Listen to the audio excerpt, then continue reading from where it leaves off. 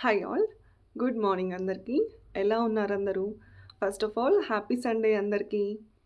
So నేనైతే నా 31 days of fitness challenge సక్సెస్‌ఫుల్‌గా కంప్లీట్ చేసి, ఇవాళ నా 32nd డే కూడా స్టార్ట్ చేసి ఫినిష్ చేసేసాను. దేనికోసం వెయిట్ చేస్తున్నారు మీరందరూ ఇంకా? సో నా వీడియో చూస్తున్న వారు ఎవరైనా సరే అట్‌లీస్ట్ ఇవాల్టి నుండి మీ ఫిట్‌నెస్ ఛాలెంజ్ వైపు కొన్ని మార్పులు చేసుకొని మీ హెల్తీ లైఫ్ స్టైల్ వైపు అడుగులు వేస్తారని నేను మనస్ఫూర్తిగా కోరుకుంటూ ఉన్నాను. నేను డైలీ నేను చాలా బాగున్నానని చెప్తా ఉంటాను కదా! బట్ టుడే నేను అంత బాగా లేను. ఎందుకు అనంటే ఆహ్, టైం బ్యాడ్ ఉన్నప్పుడు ఒక్కొక్కసారి కర్రె పామే కరుస్తుందని అంటారు కదా పెద్దలు. సో, అలా అనమాట. నిన్న ఆహ్, అస్సలు చూసుకోలేదు. ఆల్ ఆఫ్ సడన్ ఆహ్, ఫ్లోర్ పైన కొద్దిగా వాటర్ ఉండడం వల్ల నేను గమనించుకోక ఆ వాటర్ పైన అడుగులు వేయడంతో జారి కింద పడిపోయాను. సో, చాలామంది నేను ఇలా కింద పడ్డాను అన్నప్పుడు, డాన్స్ చేసేటప్పుడు పడ్డావా అని అడిగారు. నాకే నవ్వొస్తుంది. అసలు నేను ఎలా పడ్డానో ఏంటో ఇప్పుడు తలుచుకున్న నవ్వొస్తుంది. ఆహ్, కొద్దిగా పెయిన్ ఉంది. రైట్ హ్యాండ్ సైడ్ పడ్డాను. సో, ఇంత వెయిట్ మనుషులం కదా! 64 కిలోస్ వెయిట్ ఉన్న వాళ్ళము. కింద పడ్డప్పుడు కొద్దిగా ఇంకా థాంక్ గాడ్ నిన్న ఎలాగో ముక్కోటి ఏకాదశి. అందరికీ ముక్కోటి ఏకాదశి శుభాకాంక్షలు కూడా. నిన్నటి రోజు నేను చెప్పడం మర్చిపోయాను. నిన్న నా టైం బాగుందనే చెప్పాలి. ఆ వెంకటేశ్వర స్వామి కలియుగ దైవమైనటువంటి వెంకటేశ్వర స్వామి నన్ను కొద్దిగా కాపాడాడనే చెప్పాలి. ఎందుకంటే జస్ట్ మిస్ అయిందనమాట. మేబీ ఫ్రాక్చర్ అవ్వాల్సిన సిట్యుయేషన్ నుంచి నేను జస్ట్ ఒక మైన్యూట్ గ్యాప్‌లో తప్పించుకోగలిగాను. కొద్దిగా మజిల్ క్రాంప్స్ అన్నవి ఉన్నాయి నా రైట్ హ్యాండ్‌కి. నా ఎక్సర్సైజ్ వీడియోస్‌లో నన్ను గమనిస్తే నేను డైలీ నా హ్యాండ్ మూవ్‌మెంట్స్ ఎలా చేస్తాను, ఇవాళ నా హ్యాండ్ మూవ్‌మెంట్ ఎక్సర్సైజెస్ ఎలా చేశాను అన్నది డిఫరెన్స్ మీరే నోట్ చేస్తారు. నోటీస్ చేయండి. సో, టైం బ్యాడ్ ఉన్నప్పుడు మనం ఏమీ చేయలేము. నేను డైలీ చెప్తూ ఉంటాను నా వీడియోస్‌లో. ఎప్పుడు ఎవరికి ఎలాంటి ఇష్యూస్ వస్తాయో చెప్పలేము అని చెప్పి. సో, ఇలాంటి ఇష్యూస్ ఏంటంటే లైక్ కింద పడడం కానీ, రోడ్డు పైన వెళ్తున్నప్పుడు యాక్సిడెంట్స్ అవ్వడం కానీ, బైక్ పైన కానీ, స్కూటీ పైన కానీ వెళ్తున్నప్పుడు ఆల్ ఆఫ్ సడన్ ఏవైనా కుక్క కానీ, ఆవులు కానీ అడ్డం వచ్చి కింద పడిపోవడం కానీ, లేదంటే మన పాటికి మనము జాగ్రత్తగా డ్రైవ్ చేసుకుంటూ వెళ్ళినప్పటికీ ఎదుటి వ్యక్తులు రాంగ్ డ్రైవింగ్ వల్ల మనకి ఏమైనా ప్రమాదాలు జరగడమైనటువంటివి కానీ, all these are all unexpected incidents అనమాట. సో, ఇలాంటి అన్‌ఎక్స్‌పెక్టెడ్ ఇన్సిడెంట్స్ జరిగినప్పుడు మనము ఒక్కొక్కసారి పానిక్ అవుతాము. సో, పానిక్ అవ్వకూడదు. నిన్న నాకు యాక్చువల్‌గా చాలా పెయిన్ ఉండే పడ్డప్పుడు. బట్ కొద్దిసేపటికి నేను చెప్పాను కదా! నాకు ఏడుపు ఎప్పుడో ఎళ్ళిపోయింది. నాకు ఏడుపు రావట్లేదు ఈ మధ్య. ఏడిస్తే ఏమొస్తుంది? హెడేక్ వస్తుంది. మళ్ళీ I only have to manage all the tantrums. So, ఏడ్చడం పక్కన పెట్టేసి పానిక్ కూడా అవ్వకుండా కొద్దిగా లైక్ స్ప్రే ఉంటుంది కదా! పెయిన్ రిలీఫ్ స్ప్రే చేసుకొని, నాకు కొద్దిగా మసాజ్ చేసుకొని, కొద్దిగా రిలీఫ్ అయితే చేసుకున్నాను. నేను పడ్డప్పుడు ఎలా పడ్డానంటే లైక్ తలకి ఇక్కడ దెబ్బ తగిలేస్తుందో అన్నట్టు, తలకి తగలకూడదు అన్నట్టు నేను ఇక్కడంతా బ్యాలెన్స్ చేసుకొని, నా రైట్ హ్యాండ్ పైనే పడ్డాననమాట. సో, అలా పడ్డప్పుడు నాకు ఈ మెడ కండరాలు, ఈ మెడ నరాలు, ఈ చెయ్యి పైన నాకు ఎక్కువ ఒత్తిడి పడడం వల్ల నాకు రైట్ హ్యాండ్ కొద్దిగా బ్యాక్, కొద్దిగా ఈ నెక్ మజిల్స్ అన్నవి కొద్దిగా హర్ట్ అయ్యాయి. సో, ఆ పెయిన్ అన్నది కొద్దిగా ఉందనమాట. So, maybe thank God. I should thank God that ఇంకా మేజర్ థింగ్ ఏది జరగలేదు అని పాజిటివ్ నోట్‌లోనే నేను తీసుకున్నాను. ఎందుకంటే పాజిటివిటీ అన్నది డైలీ నేను చెప్తూనే ఉంటాను. ఏదైనా జరిగినప్పుడు ఏది జరిగినా సరే అది మన మంచికే అనుకోవాలి. దాని నుండి ఏదైనా ఒక లెసన్ నేర్చుకోవాలి అన్న దాంట్లో నేను ఇక మీదట ఎప్పుడైనా ఆహ్, అందరికీ కూడా అదే చెప్తున్నాను నేను. చిన్న పిల్లలు ఉన్నప్పుడు ఎస్పెషల్లీ మన టైల్స్ పైన కొద్దిగా వాటర్ చెమ్మ ఏదైనా ఉన్నప్పుడు, లేదా బయటికెళ్ళినప్పుడు మనము ఒళ్ళంతా కళ్ళు పెట్టుకోవడం అని అంటారు కదా! సో, అలా జాగ్రత్తగా ఉండాలనమాట. మనము రాంగ్ డ్రైవ్ చేసినా మనకే చేటు, ఎదుటి వ్యక్తులు రాంగ్ డ్రైవ్ చేసినా కూడా మనకే అది ఇంపాక్ట్ అవుతుంది. సో, ఆహ్, ప్లీజ్ బీ కేర్‌ఫుల్. జాగ్రత్తగా ఉండండి. నేను ఆల్రెడీ పడ్డాను. నువ్వే కింద పడ్డావు. నువ్వు మాకేం జాగ్రత్తలు చెప్తావా అని అంటారా? సో, టైం బ్యాడ్ ఉన్నప్పుడు ఒక్కొక్కసారి కర్రలే పాములే కరుస్తాయి. But this is all part and parcel of life. ఇలాంటివన్నీ వస్తూ ఉంటాయి, పోతూ ఉంటాయి. లైఫ్‌ని ముందరికి నడిపించుకుంటూ వెళ్ళడమే కదా ఈ జీవన ప్రయాణము, జీవన కాలచక్రము. So yeah! That is all about why I'm not so good today. But మీరందరూ హ్యాపీగా ఉన్నారని మనస్ఫూర్తిగా నేను కోరుకుంటూ ఉన్నాను. యాహ్! డైలీ నేను నా వీడియోస్‌లో గ్రాటిట్యూడ్ ఎక్స్‌ప్రెస్ చేస్తూ ఉంటాను. So on that gratitude note, yesterday I had 160 subscribers. Today I happily, proudly announce that I have 168 subscribers. ఎవరైతే 8 మంది మన ఛానల్‌కి, మన ఫ్యామిలీకి యాడ్ అయ్యారో వారికి పేరు పేరున నేను నా హార్ట్ ఫెల్ట్ గ్రాటిట్యూడ్‌ని, ధన్యవాదాలు, కృతజ్ఞతల్ని ఎక్స్‌ప్రెస్ చేస్తున్నాను. థ్యాంక్ యూ సో మచ్ అండి. మీరు, మీ కుటుంబ సభ్యులు ఎల్లకాలము ఆయురారోగ్యాలతో, సుఖ సంతోషాలతో ఉండాలని నేను ఆ దేవుడిని మనస్ఫూర్తిగా కోరుకుంటూ ఉన్నాను. So that is all on that gratitude note. ఇంకా నిన్నటి రోజు నేను అసలు ఈ వీడియోస్ ఎందుకు చేస్తున్నాను అన్న టాపిక్ మీద నేను డిస్కస్ చేసున్నాను. సో దానికి ఇంకొంచెము నేను డిస్కస్ చేయాల్సింది ఉంది. బట్ ఇంకా టైం సరిపోలేదు కాబట్టి నేను అక్కడితో స్టాప్ చేయాల్సొచ్చింది. సో నన్ను ఇంకా కొంత క్లారిఫికేషన్ ఇయ్యాల్సొస్తే, నేను యాక్చువల్‌గా బీటెక్ చేశాను. బీటెక్ నేను లైక్ కష్టపడో, ఇష్టపడో మొత్తానికైతే నేను క్లాస్ టాపర్, కాలేజ్ టాపర్‌గా నిలిచాను. నేను కష్టపడి చదువుకున్నాను. ఎందుకు కష్టపడి చదువుకున్నాను అంటే, my family was not that well settled or upper middle class family అలా అంతా కాదు. So it is a sort of middle class or lower middle class family. So అలాంటి మిడిల్ క్లాస్ ఫ్యామిలీ నుండి వచ్చిన ఒక అమ్మాయి, ఆ మిడిల్ క్లాస్ ఫ్యామిలీ కష్టాలన్నీ చూసి వచ్చిన అమ్మాయి, ఆ ఫ్యామిలీని బయటికి తీసుకురావాలి, మేబీ అప్పర్ క్లాస్‌కి, అప్పర్ మిడిల్ క్లాస్‌కి పుల్ చేయాలి అన్న ఇంటెన్షన్‌తోనే చదువుకున్నాను నేను. సో అలా చదువుకొని కెరీర్ ఓరియెంటెడ్‌గా, కెరీర్ ప్యాషన్‌గా ఉన్నిన్నాను. సో నాకు ఒకసారి యూఎస్ ఆఫర్ వచ్చింది. నేను ఎళ్ళలేకపోయాను. తర్వాత when I was carrying my second kid, నేను నా చిన్న పాపను క్యారీ చేసే టైంలో నాకు లండన్, మాంచెస్టర్ బ్రదర్ ప్రాజెక్ట్ ఉన్నప్పుడు నాకు అలాంటి ఆఫర్ ఒకటి వచ్చింది. నేను దాన్ని కూడా మిస్ చేసుకోవాల్సి వచ్చింది. Because I was carrying at that point of time. So I couldn't travel అనమాట. సో ఎవరికి ఉండదు చెప్పండి, చదువుకొని అబ్రాడ్ వెళ్ళాలి, ఒక్కసారైనా అలా విజిట్ చేసి రావాలి. కెరీర్ ఓరియంటెడ్‌గా, ప్యాషనేట్‌గా ఉన్న ఒక అమ్మాయి అలాంటివన్నీ మిస్ చేసుకొని ఇంట్లోనే 4 గోడల మధ్యలో ఉండాల్సి వచ్చినప్పుడు, బేసిక్‌గా నాకు ఖాళీగా ఉండడం ఇష్టం ఉండదనమాట. ఎవరికైనా ఇప్పుడు 9 hours or 11 hours work life స్కెడ్యూల్‌కి అలవాటు పడినటువంటి ఒక మనిషి ఆల్ ఆఫ్ సడన్ ఇంటి పని ఎంతసేపు చేస్తాం చెప్పండి? ఇంకా ఇంటి పని చేసే కొద్దీ వస్తూనే ఉంటుంది. On top of that stress add అవుతూనే ఉంటుందనమాట. So as part of stress relief కోసం నేను ఇది స్టార్ట్ చేశాను. అలాగే ఎవరికైనా ఉపయోగపడుతుందేమో అన్న ఇంటెన్షన్‌తో నేను స్టార్ట్ చేశాను. ఎవరైనా నన్ను అడగొచ్చు, సరే బీటెక్ చేశారు కదా, ఎందుకు ఇవన్నీ, జాబ్ చేసుకోవచ్చు కదా అని చెప్పి. నేను 13 ఇయర్స్ జాబ్ చేశాను. నాకు వర్క్ ఫ్రమ్ హోమ్ పాసిబిలిటీ ఉన్నన్ని రోజులు నేను వర్క్ ఫ్రమ్ హోమ్ చేశాను. ఎప్పుడైతే ఈ మూన్ లైటింగ్ ఇష్యూస్ అయితేనేమి, మూన్ లైటింగ్ అంటే లైక్ కోవిడ్ టైంలో ఒక్కొక్కరు 2, 3 కంపెనీల్లో ఏసి జాబ్స్ చేయడం వల్ల కంపెనీ కాన్ఫిడెన్షియాలిటీ, ట్రస్ట్ దెబ్బతింటుందన్న ఇంటెన్షన్‌తో companies they started calling off all the employees to the office అనమాట. సో కంపెనీ వాళ్ళు వాళ్ళ సీఈఓస్ అయితేనేమి, వాళ్ళ లీడర్షిప్ మేనేజర్స్ అందరూ ఎంప్లాయర్స్‌ని అందరినీ కంపెనీకి బ్యాక్ టు ఆఫీస్ పిలిచడం స్టార్ట్ చేశారనమాట. సో బ్యాక్ టు ఆఫీస్ అన్నప్పుడు నేను నా ఇష్యూస్, నా ప్రాబ్లమ్స్ అన్ని వాళ్ళ ముందర హెచ్ఆర్ ముందర పెట్టినప్పుడు, they asked me to at least try to travel once in a week. వారంలో 5 రోజులకు గాను అట్లీస్ట్ ఒక్క రోజు ఆఫీస్‌కి విజిట్ చేయండి అని అడిగారు. నా ప్రాబ్లమ్ ఏంటంటే, I cannot ask my mother's help to take care of my kids because she is not well. I cannot ask my mother in law to take care of my kids because she is also having the dependent father in law. So నేను మా father in లాకి paralysis stroke వచ్చింది. So నేను already నా previous వీడియోస్‌లో discuss చేసి ఉన్నాను. So నాకు నేనున్న సిచ్యుయేషన్‌లో నేను ఎవరి మీద డిపెండెన్సీ పెట్టుకోవాలని అనుకోలేదు. సో నేను ఎవరి హెల్ప్ తీసుకోవాలి అని అనుకోలేదు. పిల్లలు, 2 ఆడపిల్లలు, నేను పిల్లల్ని ఎవరి చేతిలో పెట్టాలి అని అనుకోలేదు. సో పిల్లల్ని టేక్ కేర్ చేసుకోవాలి అన్న ఉద్దేశంతో నేను ఒక్కరోజు ట్రావెల్ చేసినా ఇట్ ఈస్ ఎ ట్రావెల్. నేను వారమంతా ట్రావెల్ చేసినా it is a travel for me. Because బేసిక్‌గా నేను ట్రావెల్ పర్సన్ కాదు.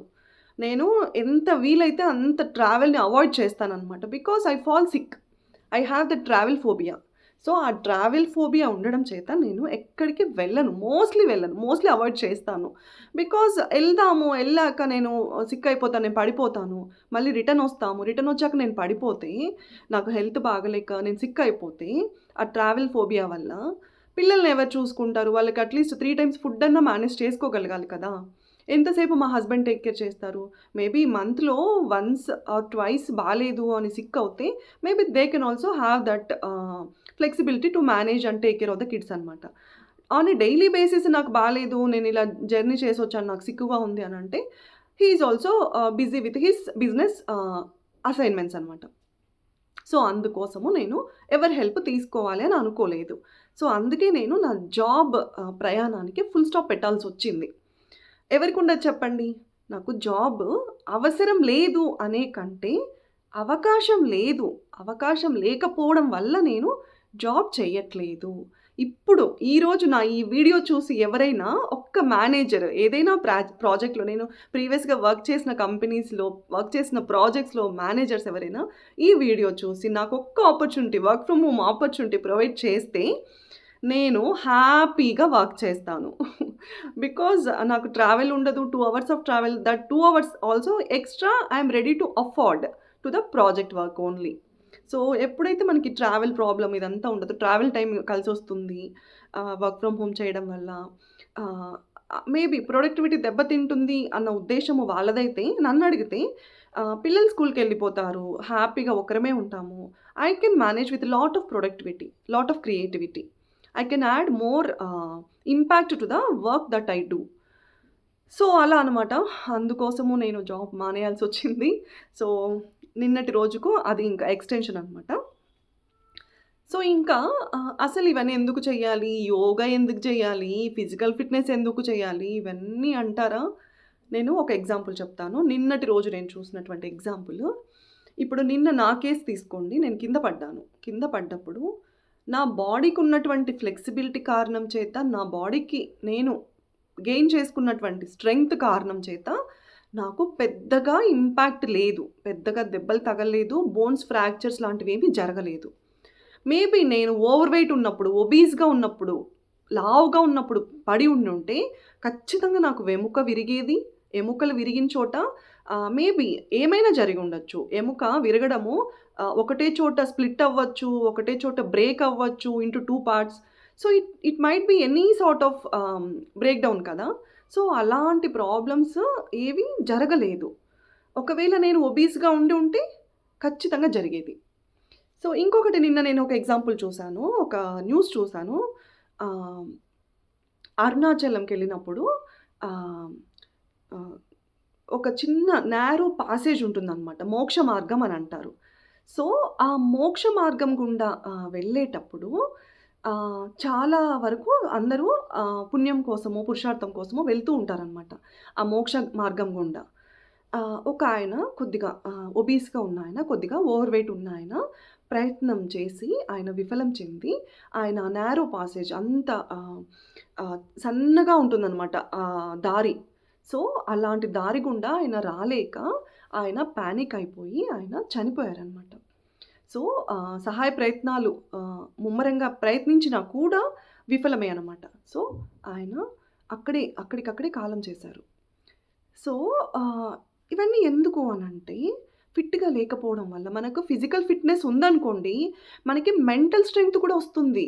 ఇప్పుడు ఎవరైనా ఫిట్‌గా ఉన్నాయన ఒకాయన అక్కడ ఇరుక్కున్నారే అనుకోండి ఫర్ ఎగ్జాంపుల్. వారు అంత పానిక్ అవ్వరు. Because they will have that confidence అనమాట వాళ్ళ బ్రెయిన్‌లో. మేము ఎలాగైనా బయటకొస్తాం అన్న ధైర్యం ఉంటుంది. ఎప్పుడైతే ఫిజికల్‌గా మనం ఫిట్‌గా ఉండమో, మెంటల్‌గా కూడా ఫిట్‌గా ఉండము. మన brain connects with our gut. So, మనకి భయం పుడుతుందనమాట. ఆ భయం వల్ల పానిక్ అయిపోతాము. ఆ పానిక్ సిట్యుయేషన్ వల్ల మనకి అనర్థాలన్నీ జరుగుతాయనమాట. సో, అందువల్ల నేను చెప్పేదేమంటే, డైలీ ఫిట్‌నెస్‌ని మీ లైఫ్‌లో భాగంగా ఇంక్లూడ్ చేసుకోండి. సో, యోగా చేసుకోండి, హెల్తీగా ఉండండి, హెల్తీ లైఫ్ స్టైల్స్ అలవాటు చేసుకోండి. ఇంకా నా వీడియోస్ డైలీ చూస్తున్న వాళ్ళకైతే తెలిసి ఉంటుంది. నేను డైలీ చెక్ లిస్ట్ గురించి మాట్లాడతాను. So, as a part of that checklist please open the checklist. చెక్‌లిస్ట్‌లో ఫస్ట్ పాయింట్ ఏంటంటే మార్నింగ్ సూర్యోదయానికంటే ముందే నిద్ర లేవండి. ఇవాళ సండే కాబట్టి నాకు పిల్లలు లేస్తే మళ్ళీ కుదరదు కాబట్టి నాకు చెయ్యి నొప్పిగా ఉన్నా కూడా ఇవాళ నేను కన్సిస్టెన్సీ కోసము ఆ ఒక్క consistency is the key to success అన్న కారణం చేత నేను ఇవాళ కూడా కొద్దిగా చెయ్యి మైల్డ్ పెయిన్ ఉన్నా కూడా నేను somehow I balanced to do all the work out today. So నేను ఇవాళ కూడా స్కిప్ చేయలేదు. సో మీరు కూడా కన్సిస్టెంట్‌గా చేసుకోండి. బ్యాలెన్స్డ్‌గా ఉండండి. ఇంకా ఆన్ దట్ కన్సిస్టెంట్ నోట్ సూర్యోదయానికంటే ముందే నిద్ర లేవండి. లేవగానే ఒక గ్లాసుడు గోరువెచ్చని నీళ్ళు తాగండి. Sit in malasana for 5-10 minutes. Nature కాల్స్‌ని ఇగ్నోర్ చేయొద్దండి. తర్వాత యోగా మ్యాట్ తీసేసుకొని, వాటర్ బాటిల్ పట్టేసుకొని రెడీ అయిపోండి నాతో యోగా చేయడానికి, వర్కౌట్స్ చేయడానికి, ఎక్సర్‌సైజెస్ చేయడానికి. నేను ఇంకొక విషయం చెప్పాలనుకుంటున్నాను. ఇప్పుడు వాకింగ్ చేస్తే కొంతమంది అంటారనమాట. వాకింగ్ చేస్తే కూడా సేమ్ హెల్త్ బెనిఫిట్స్ ఉంటాయి కదా అని చెప్పి. So yeah! వాకింగ్ చేస్తే కూడా సేమ్ హెల్త్ బెనిఫిట్స్ ఉంటాయి.